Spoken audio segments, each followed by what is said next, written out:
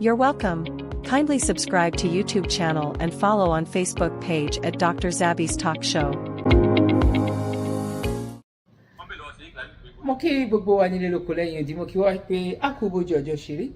Mo kí ẹ̀yin ìyá mi, mo kí ẹ̀yin bàbá, mo kí ẹ̀gbọ́n, mo kí àbúrò. Èmi ọmọ yín olólùfẹ́ yín, ayé ọpẹ́ yọ sí yọ lọ́dọ̀ títí náà ní agbára lọ́wọ́ Ọlọ́run. Ayé ọpẹ́ a máa yọ fún wa lórí ọmọ, lórí ìdáwọ́lé wa, òun láyé ọpẹ́, òun ló máa fi máa yọ fún wa. Èwo ni mo ní kí àjọgbéyẹ̀wò tí mo mú wá fún wa lọ́jọ́ títí òní, wípé ká jọ ṣe àgbéyẹ̀wò ẹ̀ gẹ́gẹ́ bí a ṣe máa ń ṣe. Àwọn tó máa pè lọ́mọ àlè pọ̀, àwọn tó máa ṣe kí ni, àwọn tó máa pè ní ọmọ àlè pọ̀, torí pé tèní òjọ tàná òjọ tí òní, òun ni ọ̀rọ̀ tó ń lọ lọ́wọ́lọ́wọ́ yìí. Ọ̀rọ̀ ṣé báwo la ṣe máa fi wé náà lè fi kú oorun, gbogbo wa ò dẹ̀ lè sùn kájọ kọrí síbi kan náà. Ìyá mi, bàbá mi, ẹ̀gbọ́n mi àti àbúrò mi, ẹjọ́ àwọn ọmọ tá a bí sílùú òyìnbó tó ń rò káàkiri lọ́wọ́lọ́wọ́ yìí, àtàwọn tó ń gbé lọ sí Nàìjíríà wípé kán lọ tọ́, àtàwọn tó ń gbé padà wá, òun la fẹ́ sọ̀rọ̀ lé lórí. Bí òun sọ̀rọ̀ àbúrò wa Kemi tó ń pariwo káàkiri nínú UK. Ojú wo lẹ fi rí, ojú wo lẹ̀yin náà fi wò, ìyá mi, bàbá mi, ẹ̀gbọ́n mi àti àbúrò mi.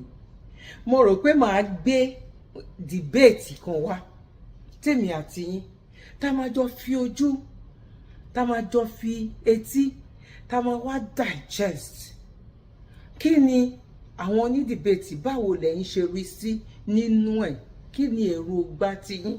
Èmi náà bọ̀ láti wá sọ èròǹgbà mi. Èròǹgbà mi dẹ̀rẹ́, ó mú mi lára gan ni. Mi ò tíì ní sọ ibi tèròǹgbà tèmi lọ. Màá fẹ́ jẹ́ kí n kọ́kọ́ gbé wá ná. Kẹ́ kọ́kọ́ gbọ́ dìbéètì tó ń sọ nípa ọ̀rọ̀ Kemi pẹ̀lú ti bàbá wa Ọ̀jájá náà. Ó wà ń bẹ̀ náà. A máa jọ fetí gbọ́. Bẹ́ẹ̀ náà dẹ̀ ni a tún máa gbé tí bàbá wa ṣe Sunday Igboho. Kí ni ṣe Sunday Igboho? Kí ni wọ́n sọ lọ́wọ́lọ́wọ́ yìí? Kí ni ṣe èwo ló kan ṣe Sunday Igboho nínú ẹ̀? Ojú wo ni ṣe Sunday Igboho náà fi wu ọ̀rọ̀ lẹ̀ ìṣẹ́rí wípé mẹ́ta ni. Kẹ́mi náà tó wá sọ títí mi, bọ̀ ó ń ká mi lára, ó ń já mi lára jẹ wípé oh my God, torí pé kí ni ibi tí wọ́n fojú sí ọ̀nà ògbà bẹ̀. Nǹkan tó lè wá ṣẹlẹ̀ ń bẹ̀ ni pé oníkálukú ló ní opinion títí ẹ̀ o. Yes, oníkálukú ló ní kíni, ló ní opinion títí ẹ̀. Nǹkan tá a ṣe ń jẹ́ ìjọmọ ènìyàn nìyẹn. Tó bá fi ẹ́ sínú class, tẹ́ bá wà ní group wípé òkè ẹ work things out, oníkálukú máa figure it out. Ojú wo ló fi rí? Kí ló rò? Ṣó rò pé A ló lè jẹ́ answer? Ṣó rò pé B ló lè jẹ́ answer?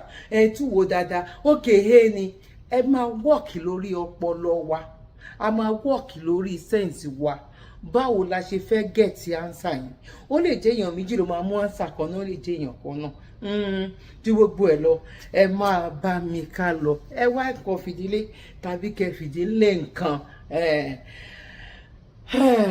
Now, ẹ ṣe cup of tea tàbí cup of coffee. Cup of coffee lèmi máa ń ṣe ń gbogbo gbà. Now, bóyá torí ẹ̀ mo ṣe dúdú. Ẹ máa bá mi ká lọ.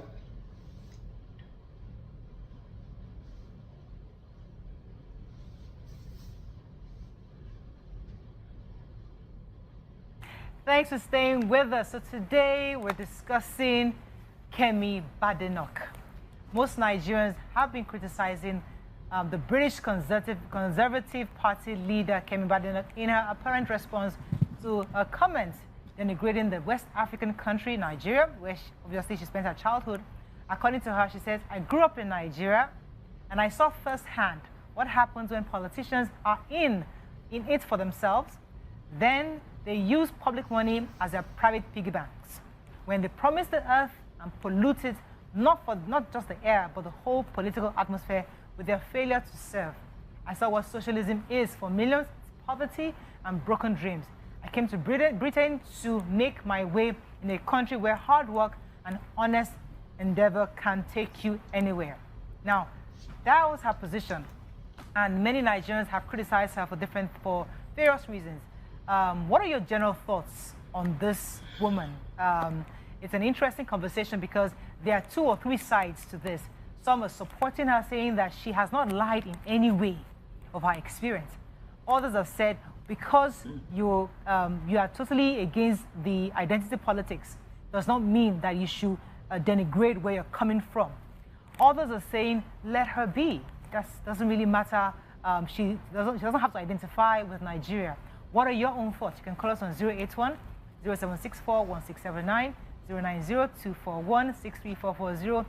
You can also send us messages on YouTube and on X. We'll be happy to read your messages. All right, this was very interesting to me, especially because I'm exactly the same age as this woman, 44. So my experiences with her are very similar.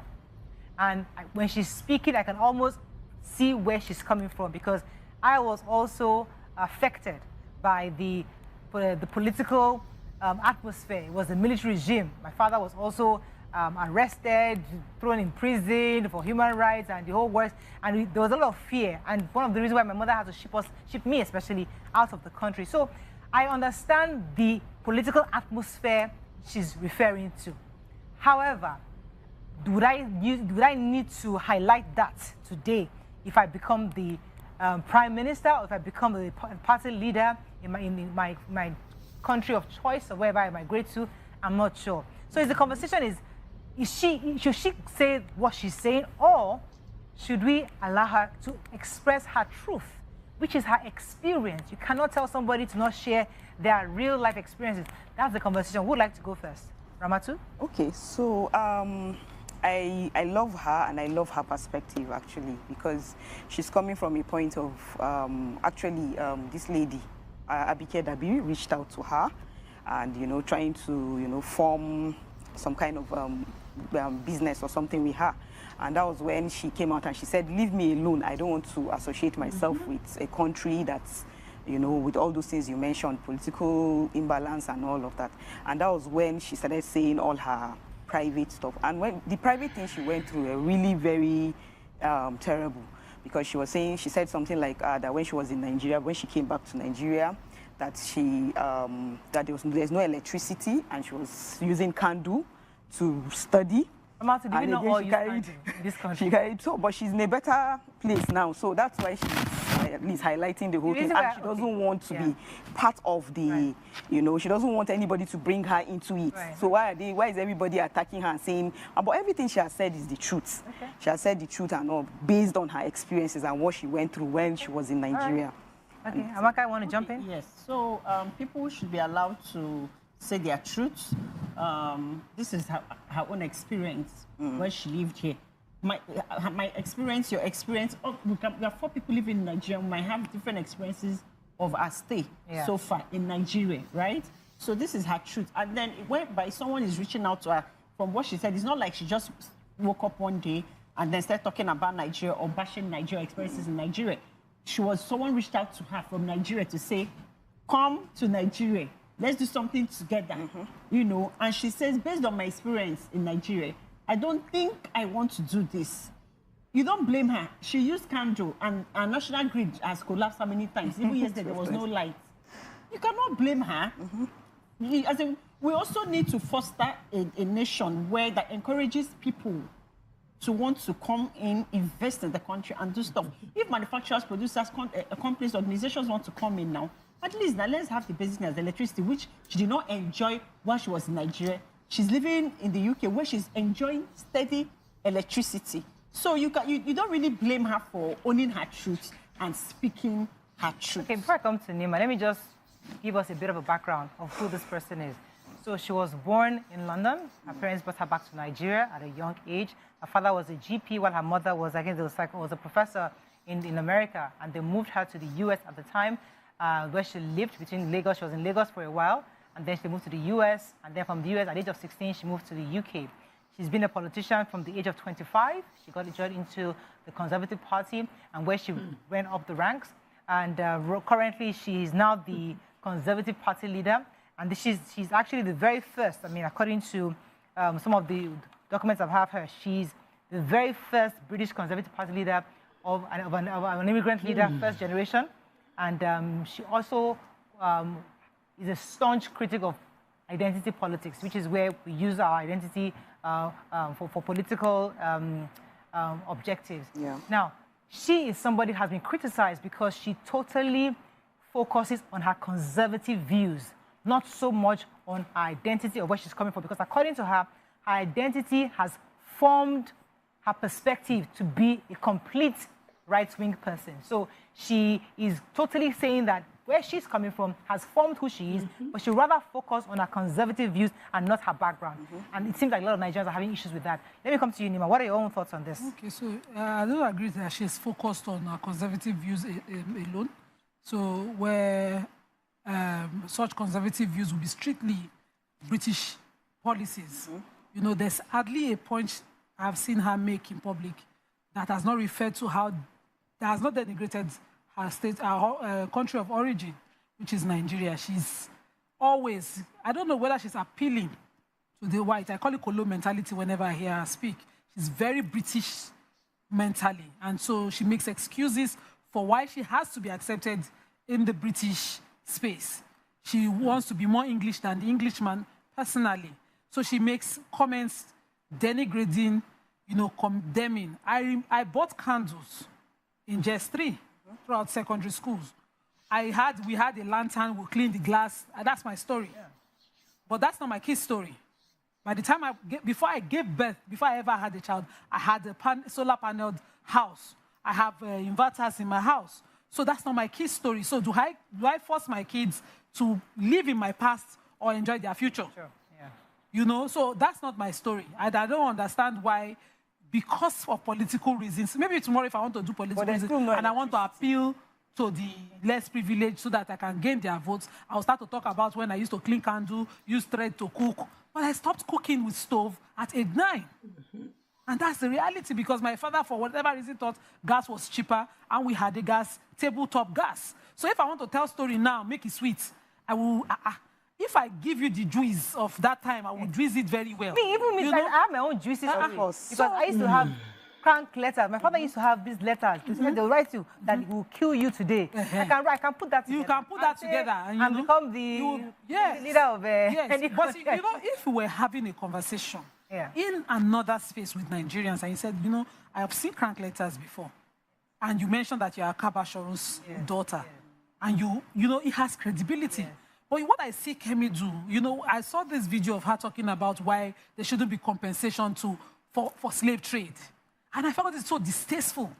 She's black, her hair is black, she looks everything African, but mentally, she's so British. Such an excuse for an African, that's what I see. It's almost as if I'm white now. I'm married to white, and I'm more white than anybody else. Why it's such But the question I'll ask Nima, wait, honey, let me ask the questions. The truth is that isn't any human being allowed to have conservative views? Even if, yes, I am black, but I can choose to be conservative. Just, you must accept me for who I am. Must I be like you? So, why not? You can have your views, but you cannot now draw the line of criticism when it affects a majority. Slave trade is a reality. The way your truth is your truth. Okay. It's the truth of a race. Yeah. We were watching this movie, Hidden Figures. I just wanted to use it to inspire my daughter. And they had so many questions. Yeah. Mommy, why would they not use the kettle? Why did they not touch a book? But this woman is brilliant. They had so many, and I was like, this was what I was dealing with when my father thought he was educating me by borrowing me those books. This was what I was dealing with mentally. In that place, I kept thinking, why did they choose us to punish so much, with so much hate and vile? And I've not even gotten out of it. I cannot understand hatred towards my race till date. So imagine my child now growing up and asking those questions at 12. I'm wondering, we'll calm down, we'll explain. We took time of the movie that is not up to how many hours. We watched it for 5 hours because I kept explaining. Now, that's the truth of your people. That truth, you cannot sweep it under the carpet to win political gain. No. Even if your truth is that you watch Can't You live in Surulere. Surulere, when I was growing up, was a privileged neighborhood. Yeah. Till date, if you pass through Oloye, you cannot rent a house of less than 2 million in that neighborhood. Yes, our power grid is still having issues today. But we know that there was middle class. Initially, you agreed that you are from middle class, maybe to gain certain favors. Then you go back and say middle class was even a poor class. I've read so much of her. I'm happy a Nigerian is leading the Conservative Party in Britain. I'm happy she's doing so well career-wise, but I'm not happy with the kind of stand she takes against people she shares blood, color, and race with. Okay, point taken. Yeah. Aka's going to jump in here. Yeah, I wanted to jump in by saying that regardless of like everybody's stance in terms of being conservative or not being conservative, we're all allowed, that's why we have freedom of speech and expression, where you're allowed to be whoever you want to be, as far as it doesn't hurt another person, right? And then secondly, it still doesn't stop whatever her stance is on Now, mo kí wa nílé lóko lẹ́yìn òdì, mo kí wa ipa bójú ọjọ́ ṣe rí. Mo rò pé ẹ ti fẹ́ mu cup of tea yín tán, èmi ò tí ì mu tèmi tán rárá. Now, kí ni opinion titi yín? Ẹ mọ̀ ṣaláì bá mi fi opinion titi yín sílẹ̀, mo bẹ̀ yín torí Ọlọ́run ni. Ẹ bá mi fi opinion titi yín sílẹ̀ torí pé kí ni? Inú mi dùn, ẹ máa ní kí ni reason tí inú mi fi dùn ni wípé kí n tó padà wá bá ti àwọn tó ń debate nípa ọ̀rọ̀ ti Kemi, opinion ti tèmi. Ẹ jẹ́ àwọn kọ́ lọ sí ti bàbá Ọ̀jájá ká tún sáré débẹ̀. Kí nǹkan mẹ́nu bá ti bàbá Ọ̀jájá ni wípé bàbá Ọ̀jájá wọ́n lọ kí bàbá Búbù. Ọ̀jájá lọ kí bàbá Búbù. Ọ̀rọ̀ yẹn kó tó di wípé wọ́n gbé sí orí ayélujára. Mo wà ní meeting kan ní ọjọ́ Tuesday. Wọ́n tí gbé sórí ayélujára. Wọ́n sọ nínú meeting yẹn wípé wọ́n gbọ́ fìrìfìrì wípé nǹkan kan pẹ̀lú àwọn ọba. Tẹ́ni tó lead meeting yẹn sọ wípé tó bá jẹ́ bẹ́ẹ̀ ni làwọn ọba yìí nǹkan tó ń sọ yìí tó bá jẹ́ bẹ́ẹ̀ náà ṣe lótìtọ́ àti òdodo. Àwọn á mọ̀ wípé ọmọ Yorùbá problem wà. Ọmọ Yorùbá problem ṣe kí ni? Problem wà. Ìdí àti answer àti ìbéèrè. Bẹ́ẹ̀ bá ṣe ń gbé sí òkè, àwọn people yìí gangan àwọn náà ń fà wá sílẹ̀. Torí wípé kí ni? Torí nǹkan tí ọmọ Yorùbá máa jẹ. 70% wa arẹ́dí àti pé not màálù, ìgbẹ́ tó jáde nídìí màálù, arẹ́dí àti pé ní bọ̀dà. Arẹ́dí àti pé ní bọ̀dà. Lẹ́yìn gbogbo nǹkan tí Buhari ṣe, àtúmọ̀pẹ́ wá, òun náà tún lọ sọ fún. Ẹ gbà wá, ẹ rà wá kalẹ̀.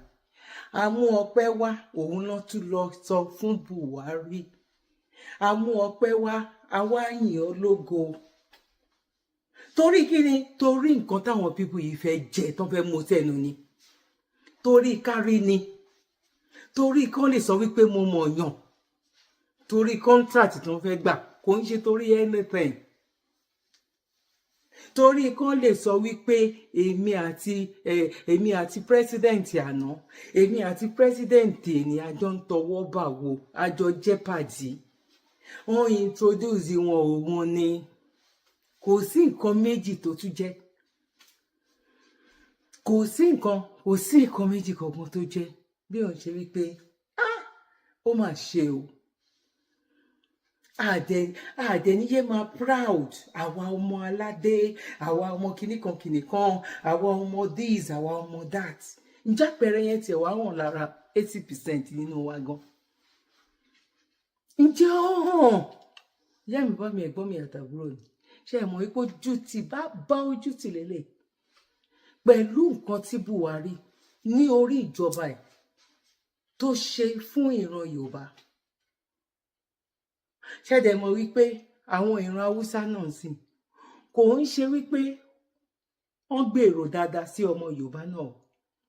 Kí fídíò yìí má bàa gùn jù ni o, mi ò mọ̀ bóyá mo lè gbé fídíò yẹn kí n gbé wọnú bíbà yìí náà. Kẹ́ gbọ́ nǹkan tí ọmọ Fúlàní tó sọ. Ká tiẹ̀ lè gbà wípé òkè tit for tat ni. Ṣèbí gbà tí Buhari náà wà ńbẹ̀, àwa náà ń sọ ẹ̀dùn ọkàn wa náà òun náà dẹ̀ sọ opinion tiẹ̀ ni òun náà sọ bó ṣe rí sí ó tiẹ̀ sọ débi wípé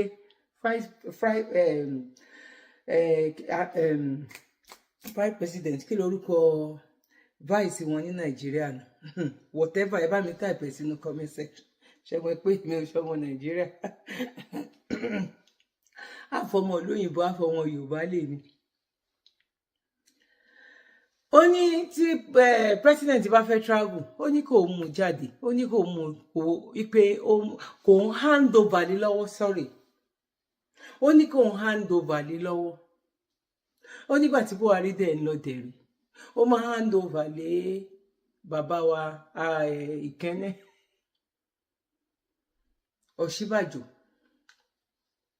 ó ló máa ẹ̀mélòó ni Buhari ló hand over lé Ọ̀ṣínbàjò lọ́wọ́ nígbà tó ń travel tójú gbogbo wa kọ́ ni ṣé àpariwo ẹ̀ẹ̀kan ṣo tó lọ sí airport tó lọ fún wọn ní warning tó ṣe àtúntò ń bẹ̀ wípé nǹkan tẹ̀ ń ṣe yìí kò ń ṣe bóyá yẹ kó máa rí nìyẹn kò ń ṣe bóyá yẹ kó máa lọ nìyẹn ọ̀hún àjọ gbóòórùn ìkọ̀kan mọ́ owó ìgbà tí president tó fi ń travel káàkiri pé ta ló pa láṣẹ ìyá bàbá mi ẹ̀gbọ́n mi àtàbí mo rò pé ó ṣojú yín mo rò pé ojú wa ló ṣe ó dàbí pé màá gbé ti ọmọ Haúsá náà wá ó máa sọ̀rọ̀ ilẹ̀ mà kún èmi ò tiẹ̀ dá lẹ́bi torí gbà táwa náà ń sọ tiwa ta ló mú wa bọ́kẹ́ lè máa wo pọ́ìntì wípé àwọn pípù yẹn wọ́n believe pé àwọn ní born to rule ni àwọn ọba wa tó yẹ kán wá dúró kán tiẹ̀ lè sọ̀rọ̀ sókè kán tiẹ̀ ṣàlàyé káwọn náà tẹ̀ ta búrúburú bí ọmọ ọkọ bọ̀bá òun náà ṣe máa ṣe bẹ́ẹ̀ gbà tó jẹ́ pé sálárì owner ni wọ́n ìjọba Nàìjíríà ló ń san sálárì fún wọn olóṣèlú làwọn pípù yìí ọ̀hún kì í ṣe ọba fìdí ẹ kó má dàbí pé bẹ́ẹ̀ ṣòfò ni ẹ máa rí wípé very soon ọ̀rọ̀ Yorùbá nation ó fẹ́ ó kọ̀ ìjọba ológun ò bá wọlé ìjọba alágbádá ò bá wọlé ìjọba onípálí ò bá wọlé ìjọba oní ṣòkòtò ò bá wọlé Yorùbá máa lọ gbẹgbà ó ló máa jẹ èmi ò mọ àkókò wo ni mi ò mọ̀ bó a mọ̀ wípé ó ń bọ̀ ní ìmúṣẹ ìlérí ni ìlérí Ọlọ́run ni ó máa ìṣẹ̀lẹ̀ wa lórí bọ́nà owó ló máa gbà àmọ́ ọ̀nà yẹn. Kí ni mo wá fẹ́ fàyọ nínú ẹ̀ ni wípé àwọn eléyìí bóyá ìjọba alágbádá bóyá ìjọba oníṣòkòtò ni irú wọn báyìí ló máa lọ fi búùtù wọn ló máa fi lọ ti gbogbo ààfin wọn. Ilẹ̀ Yorùbá nìkan kọ́ Nàìjíríà nìkan kọ́ ló kọ́kọ́ ń jọba at least type sínú comment section gbogbo àwọn ìlú ibi tó jẹ́ wípé wọ́n ní ọba tẹ́lẹ̀tẹ́lẹ̀ ní àwọn Europe yìí ọba tó wà nínú Europe ń sìn tó bá pọ̀ títí àríró ẹ̀mí rò pé ó lè wọ 5 ẹ járọ́ kẹ bẹ̀rẹ̀ láti UK kẹ wá mú lọ sí Spain àti àwọn ọbọ ẹjẹ́ àmàkà lọ tó dẹ̀ jẹ́ pé tẹ́lẹ̀tẹ́lẹ̀ nǹkan tó ń exist tó bá yá pẹ̀lú gbogbo eléyìí pẹ̀lú àwọn tó ń fi ẹnu jẹ ìgbẹ́ màálù kiri jẹgbẹ́ màálù kiri àwọn eléyìí jẹgbẹ́ màálù tó di kọ́ a ní ọba ló sọ ń gbà yín sẹ́ ọba aládé ilẹ̀ Yorùbá ń ló sọ mo ti sọ ní prógráàmù rí nígbà tán ní Chief Sunday Ìgbòho gbà wá o ìwọ ni kò ṣíwájú ìwọ ni kò máa bọ̀ ìwọ àti kinní kan kí lorúkọ ẹ̀ ìwọ àti ààrẹ Gani Adams náà wà ń bẹ̀ ẹ máa jọ ṣe kinní kan ẹ máa jọ ṣe this ẹ máa jọ ṣe that ọba pè mí ó ní tẹ bá mọ ibi tán ti ń pè Ìgbòho nọ́mbà ibi tán ti ń pè tó ti ń gbọ́ àwọn pípù yẹn ọ̀dàlọ̀ rẹ̀ pọ̀ jù nínú wọn o ọba ló ń sọ eléyìí o mo fi Ọlọ́run mo fi ṣèbúra sí fún gbogbo ẹ̀yin tẹ́ máa gbọ́rọ̀ yìí ọba ló ń sọ ọ̀rọ̀ yìí fún èmi wípé ọmọ Yorùbá aburú ju ejò lọ, ejò tó lóró jù. Tí ká tètè sọ because kò ń ṣe ẹni tó jẹ́ pé ó fi bẹ́ẹ̀ náà close mọ́ Chief Sunday Igboho. Mẹ́sẹ̀jì ni o pé nǹkan tóun ní torí òun nífẹ̀ẹ́ sí ìrìn àjò yìí. Wípé but kó má dán wò, kó má try ẹ̀. Ṣé bóun lélẹ̀? Ṣé bóun là ń fojú rí yìí? Tọ́ lọ ń ṣe meeting. Kò tún wá ń ṣe existing ọba o, kò ṣe president tó wà lórí oyè lọ́wọ́lọ́wọ́ o. Ká tó ní bóyá torí president tó wà lórí oyè lọ́wọ́lọ́wọ́ ni o. President tó jẹ́ wípé òun gangan fúnra ra ẹ̀ ló yẹ kó wá físìtì yín ní ààfin tó bá jẹ́ wípé ẹ jẹ́ ọba. Bọ̀ torí pé kò sí ọba mọ́. Fìdí ẹ́, àwọn staff àwọn olóṣèlú ló wà ńbẹ̀. Staff àwọn olóṣèlú, àwọn ni 90% ọba ilẹ̀ Yorùbá ń sìn. Staff àwọn ìjọba, staff ìjọba ni wọ́n, yes. Àwọn tó wá jẹ́ kí ni? Àwọn tó wá jẹ́ APC àti PDP. Now, kí má bàa gbà wá lákòókò, ìyá mi bá mi ẹ̀gbọ́n mi àtàbúrò mi. Ẹni tí mo fọwọ́ tẹ̀ bàjì, bóyá ká mi lára tó. Ẹ máa ní style wo ni Dr. Zabby tún mú wá lé nìyí. Ẹ máa wá ẹ sọ fún mi o, ká wá padà sórí ọ̀rọ̀ ti Kẹ́mi. Tẹ kọ́kọ́ wò tó, mo ní òní máa fi fọbalẹ̀. Kí n tó gbé fídíò mi wá sẹ́yìn. Ni wípé mo support ẹ̀ 100%. Àwọn wo ló fẹ́ kówó tán fi kó wọn lẹ́rú fún? Ẹ jọ̀ọ́ ẹ torí Ọlọ́run. Tàbí kí Ṣọ̀pọ̀nná máa físìtì ilé gbogbo wọn ni. Àwọn wo ló fẹ́ kó owó tí wọ́n fi kó wa lẹ́rú? Àwọn wo ló fẹ́ kó yẹn fún? Ṣé àwọn Buhari? Ṣé àwọn Tinubu yìí? Ṣé àwọn Ọ̀jájá yìí? Oh my God, orí mi ẹlẹ́dàá mi, ẹ gbà mí o. Ẹ gbà mí o. Ṣé Ọ̀jájá yìí ló fẹ́ kó owó fún?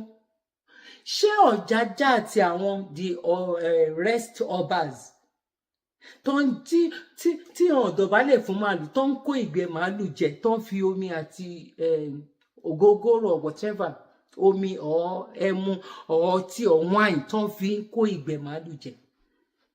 Because tẹ́ ẹ̀ ń kúrò ní ilẹ̀ Yorùbá, tẹ́ lọ ń dúpẹ́ lọ́wọ́ ọba àná tó jẹ́ pé gbogbo àgbáyé, gbogbo ọmọ Yorùbá àtọmọ Yíbò, gbogbo wọn ló ń ṣépè wípé ẹni yìí ti bà nǹkan jẹ́ kó tó di wípé ó kúrò mẹ́.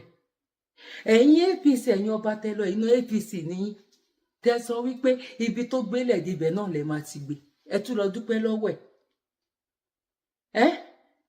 Èmi máa ń sọ máa ní ẹ má jẹ́ ká mọ́rọ̀ àwọn ọba bí ìgbà tó jẹ́ pé ó wà important bẹ́yìn, torí pé kí ni lọ́dọ̀ ti tèmi, èmi rí pé kò wà important.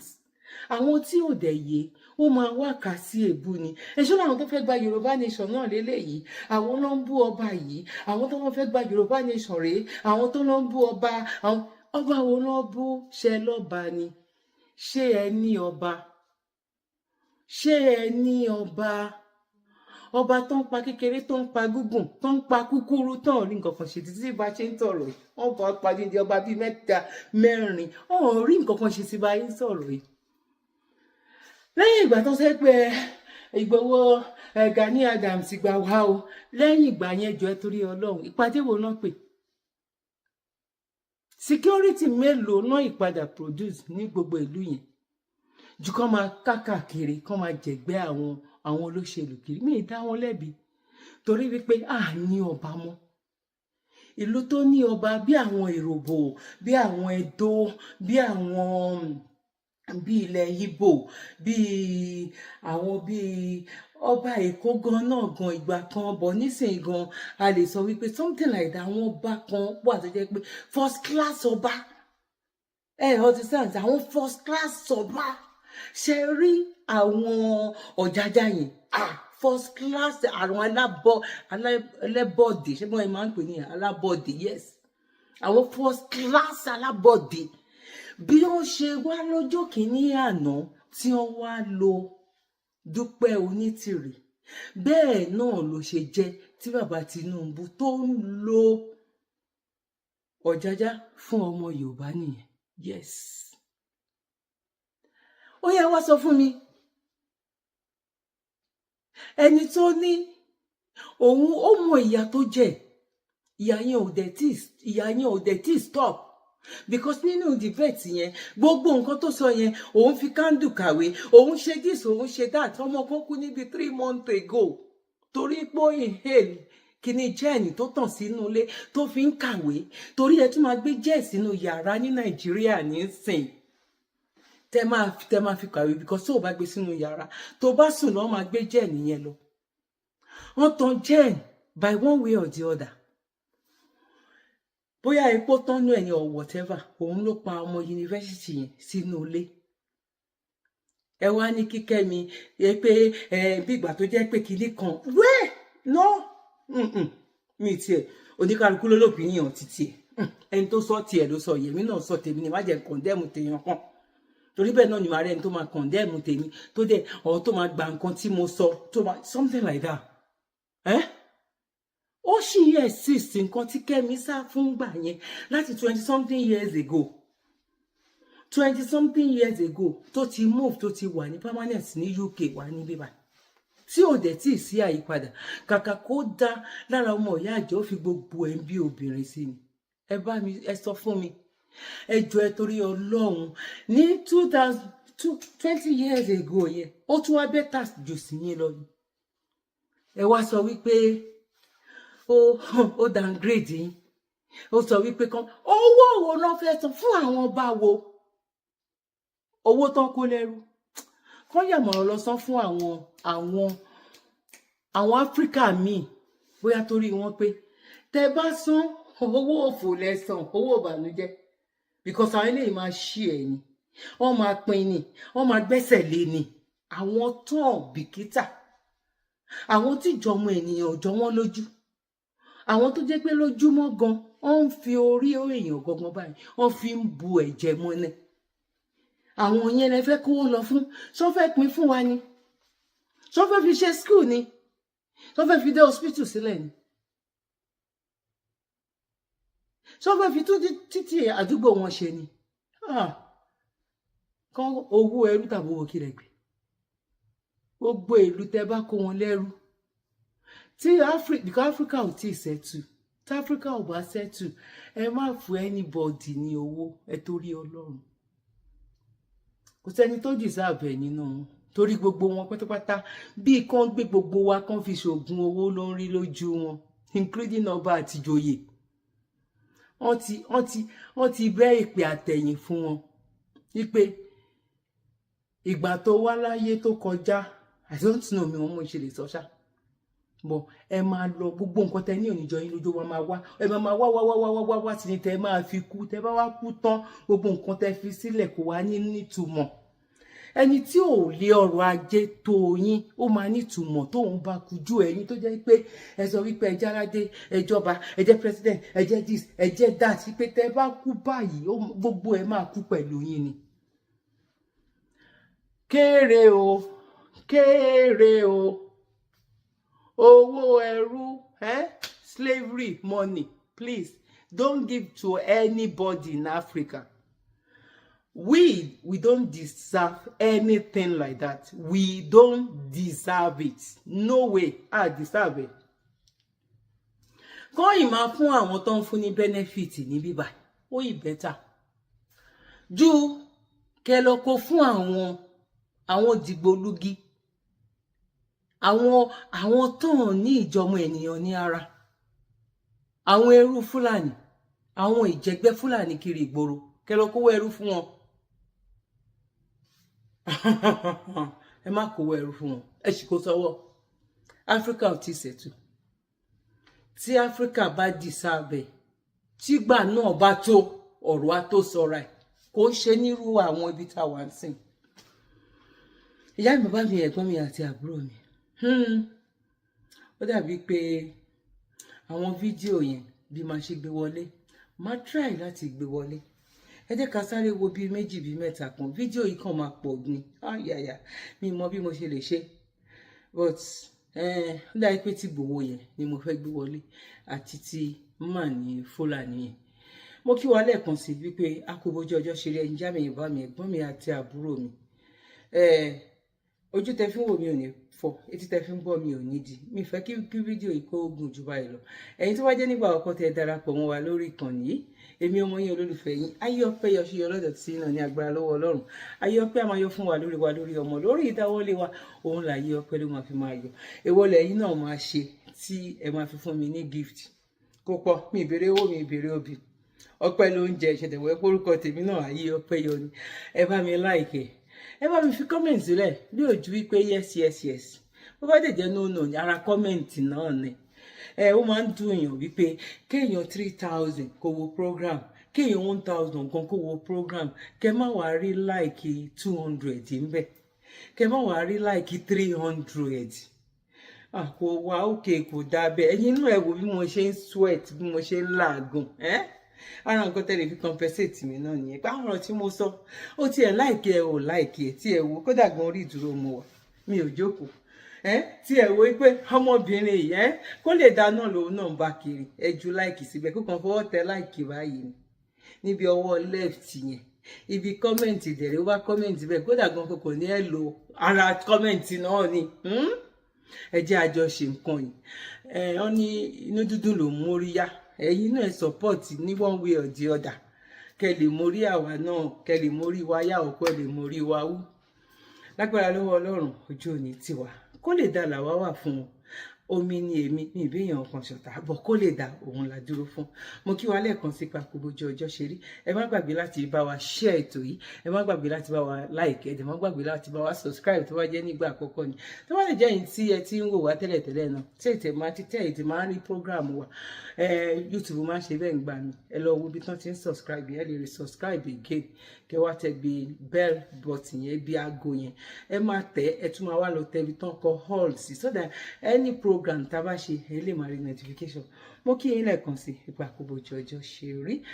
Mi máa dúró báyìí, màá wá gbé àwọn fídíò méjì tí mo fẹ́ gbé wáyé, màá wá gbé wá, ẹ bá wa wò, ẹ máa bá mi ká lọ. God bless you, one love, bye for now, thank you. Listen, the way they will form only Lagos State and they will have their police, then okay, what of the other side? Then that is the difference. That is mean you want to share this country to Lagos State only to be the headquarters. Okay, if that is what this president, since he come, he renovated president house in Dodombara, he renovated by president Dodombara in Lagos. Why the other president doesn't renovate the house? And anywhere is traveling, he doesn't hand over to vice president. Vice president remain as a vice president. He doesn't hand over to him. He only carry his son. Anywhere he's going, he's carrying his son. I saw him in France shaking Marco. I saw him in Qatar. I saw him in Guinea, Equatorial Guinea. Is the son, is he president? Do we vote him? Is he a minister? Where is our foreign minister? He pushed all of them in the bench. This person is not ready for Nigeria. It's only a family game and they will not take it, Oga.